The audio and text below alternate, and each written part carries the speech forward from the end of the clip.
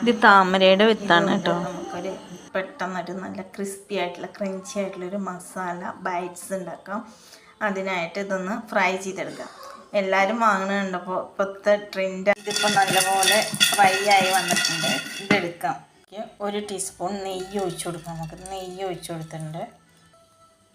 കുറച്ച് മഞ്ഞൾപ്പൊടി, ശകലം മുളക് പൊടി, കുറച്ച് ഉപ്പ്, ഒരു 1/4 ടീസ്പൂണോളം ചാട്ട് മസാല. ഇതെല്ലാം കൂടെ ഒന്ന് മിക്സ് ചെയ്തിട്ട് മക്കാന ഫ്രൈ ചെയ്തെടുത്ത മക്കാന നമുക്ക് ഇതിലേക്ക് ഇടാം.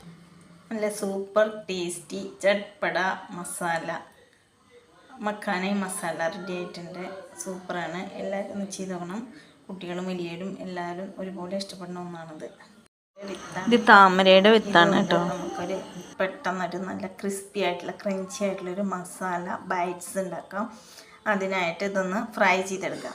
എല്ലാവരും വാങ്ങുന്നുണ്ടപ്പോൾ ഇപ്പോഴത്തെ ട്രെൻഡ്. ഇതിപ്പോൾ നല്ലപോലെ ഫ്രൈ ആയി വന്നിട്ടുണ്ട്. ഇതെടുക്കാം. ഒരു ടീസ്പൂൺ നെയ്യ് ഒഴിച്ചു കൊടുക്കാം. നമുക്ക് നെയ്യ് ഒഴിച്ചു കൊടുത്തിട്ടുണ്ട്. കുറച്ച് മഞ്ഞൾപ്പൊടി, ശകലം മുളക് പൊടി, കുറച്ച് ഉപ്പ്, ഒരു 1/4 ടീസ്പൂണോളം ചാട്ട് മസാല. ഇതെല്ലാം കൂടെ ഒന്ന് മിക്സ് ചെയ്തിട്ട് മക്കാന ഫ്രൈ ചെയ്തെടുത്ത മക്കാന നമുക്ക് ഇതിലേക്ക് ഇടാം. നല്ല സൂപ്പർ ടേസ്റ്റി ചട്പട മസാല മക്കാനയും മസാല റെഡി ആയിട്ടുണ്ട്. സൂപ്പറാണ്. എല്ലാവരും ഒന്ന് ചെയ്ത് നോക്കണം.